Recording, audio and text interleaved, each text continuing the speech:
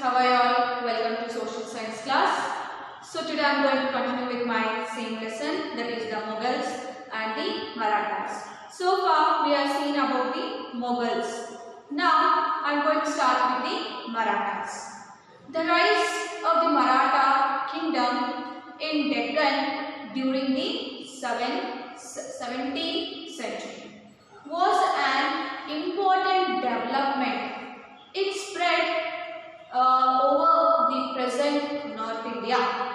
Maharashtra was under the control of Nizam Shahi of Ahmednagar and Adil Shahi of Vijayapura.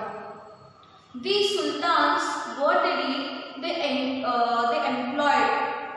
hired the local Marathas in their armies. Among them, Shahaji Bhonsle was an administrator, ruler, officer under the Vijayapura Sultan and has been gifted lands.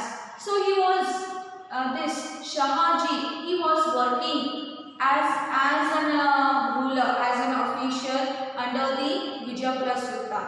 So what that Sultan used to do, he used to work for him. So he used to pay him in the form of lands. So now about the Shivaji. The founding of the Maratha kingdom opened up a new chapter in the history of India. The decline, the end of Mughal kingdom, that is started the regime from the time which the end of the Mughal kingdom was started with the Aurangzeb. The efficient administration built, a very good administration was built by the early Mughal rulers, was becoming weak with the ruling of the Aurangzeb. It is not because of the Aurangzeb. It was because of the officials which were appointed by the Sultan, that is Aurangzeb. So see, the misrule of the official was in Matarwad, which was it was a little bit far away from the capital on the eastern edge of the empire. The farmers, traders and the craftsmen were overexploited by huge taxes. These officials, they were misusing their their power and authority by collecting the huge tax from the farmers, traders and the craftsmen. And here even the social life of the people, common people, has become burden, and it was impossible to conduct any social, religious rituals in the public. And if they want to if they want to perform any kind of rituals, they were expected to pay taxes for all these things and all, for all these things.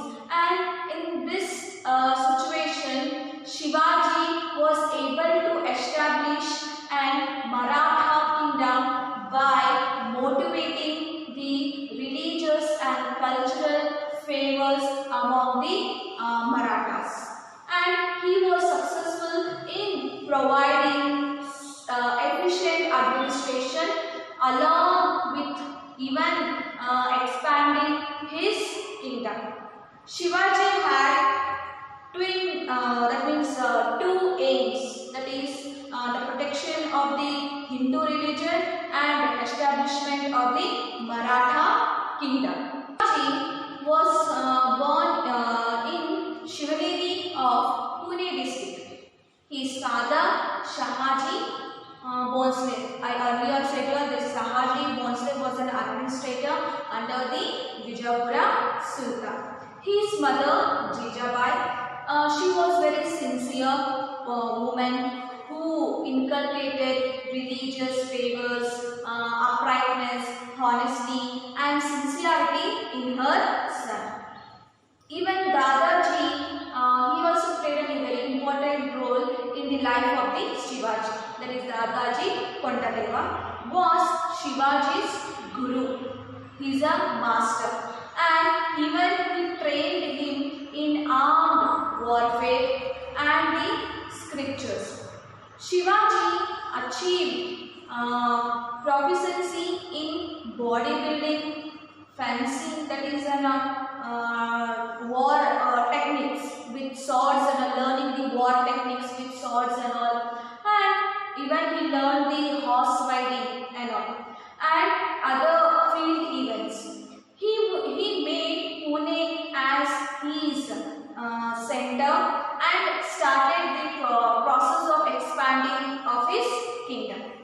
And what he did, Shivaji, he gathered an army of local youths and all. Those are called as Mawali youths. And what he did, he gave a training for him. He trained him in a guerrilla warfare, which no proper techniques and all. They will be having just no proper war techniques and all. However they want, they will be fighting and all. And they will be hiding behind the mountains and all, behind the thick bushes and all, and up on the trees and all. So if they see their enemy people, enemy army people, they'll just jump on them and they'll fight. It's called as guerrilla warfare. There is no proper techniques of a wars and however they want, they'll be fighting. So this was training was given by the Shivaji to the local youths and all. And Shivaji conquered Torana Fort, Purandargarh Fort, and Chakkot and the Simhagarh and Javli Fort, and from the Vijayapura Sultan.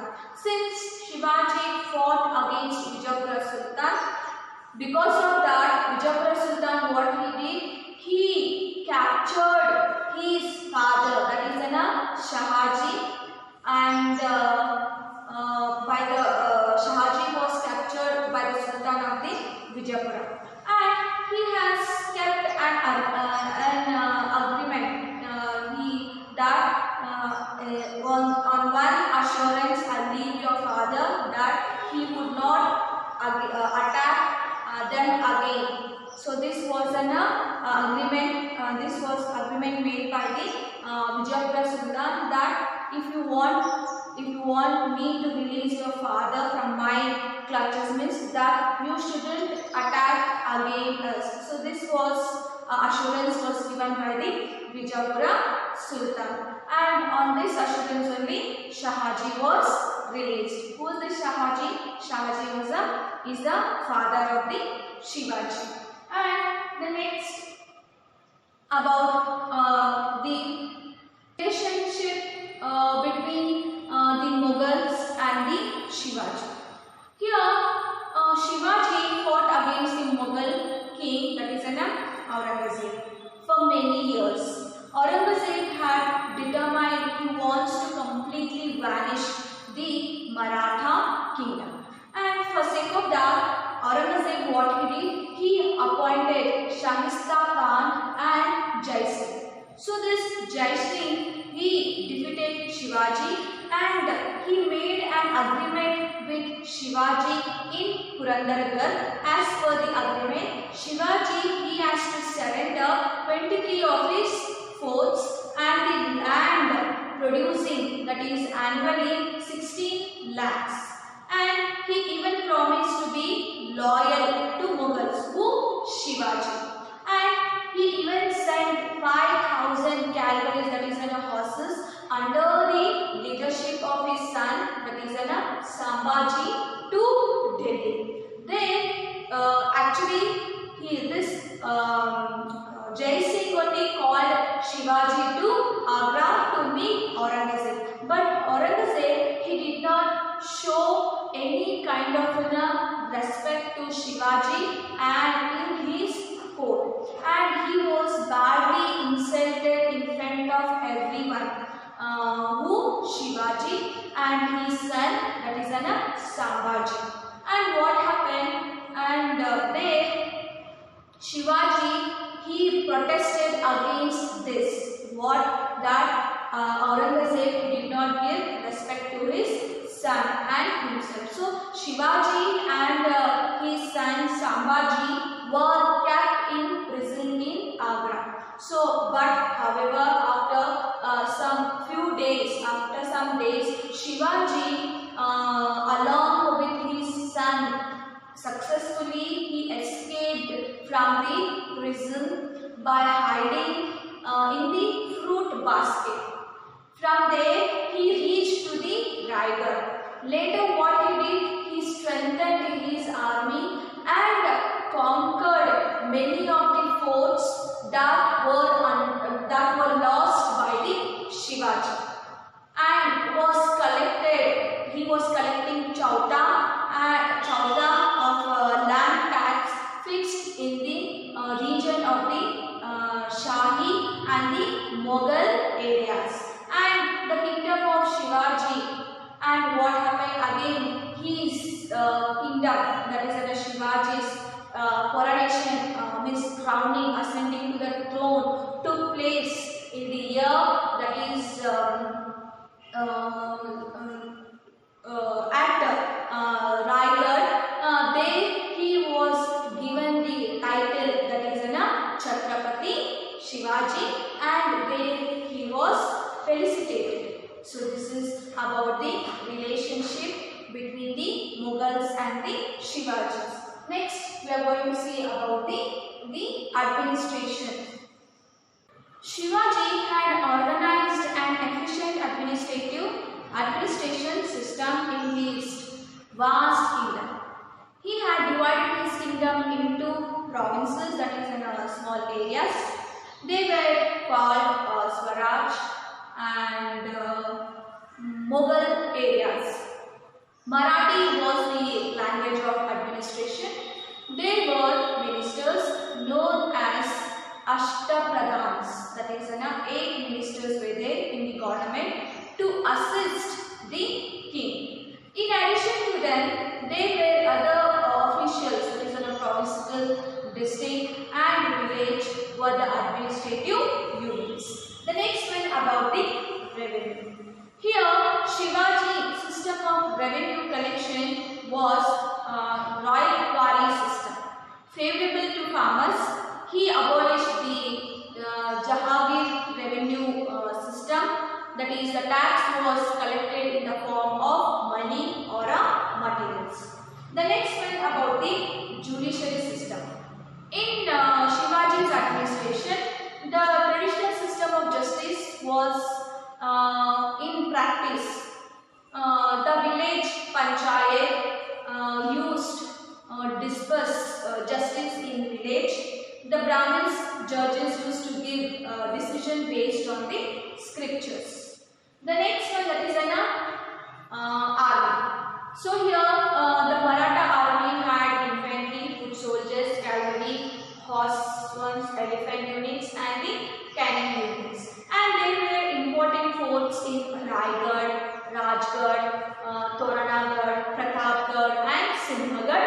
And the Havaldars were the supervisors of the fort. The next one, the successors of the Shivaji. After the Shivaji, who is the successor of the Maratha kingdom? Shivaji was on his deathbed.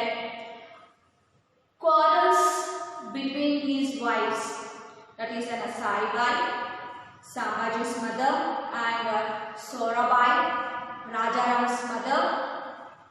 And Sambhaji, by his strength, conquered Maratha kingdom and began his regime. But he had a lack of vision and wisdom. That means he didn't have proper knowledge and foresightness about the future. Due to this, instead of protecting his kingdom, he himself became the he himself was defeated by the Aurangzeb's army. After him, his wife and young son, Sahu, were captured by the Aurangzeb army. After him, Rajaram became the royal representative of Sahu and took over the administration.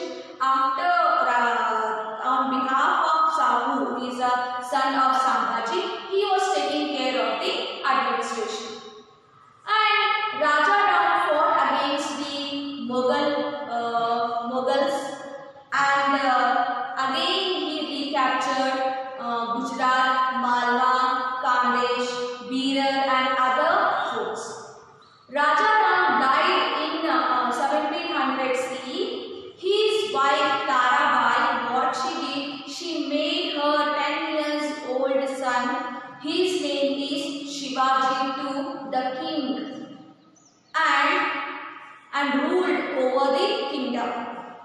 She made to sit his 10-year-old son to sit on the Maratha kingdom throne. On behalf of him, this Tarabai, she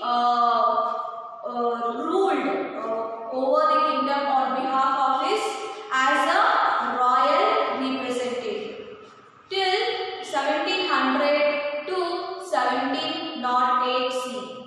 She also waged war against the Aurangzeb. The Mughals were victorious. Later on, the Marathas recaptured their lost territory. Again, Aurangzeb's successor, that is Bahadur Shah I. What he did, he released Sambhaji's son and his wife, and from the prison, and he, that is Bahadur Shah I, he permitted him to collect, that is Chauta and Saradeshmukh. Chauta means 1/4 and Saradeshmukh means what? 1/10 tax from the Mughal lands in the south. This lead to the internal fighting conflicts among the Tarabai and Sahu. Later on, Tarabai, she couldn't fight with the mighty army of the Aurangzeb. She gave up, and Sahu, what he did, he handed over the administration to the Peshwas. Peshwa means what? To his prime minister, and the Peshwa rule began in the Maratha kingdom. So this is about the Marathas, that is founded by the Shivaji. So in the next class, again I am going to continue with my same lesson. Thank you so much, students.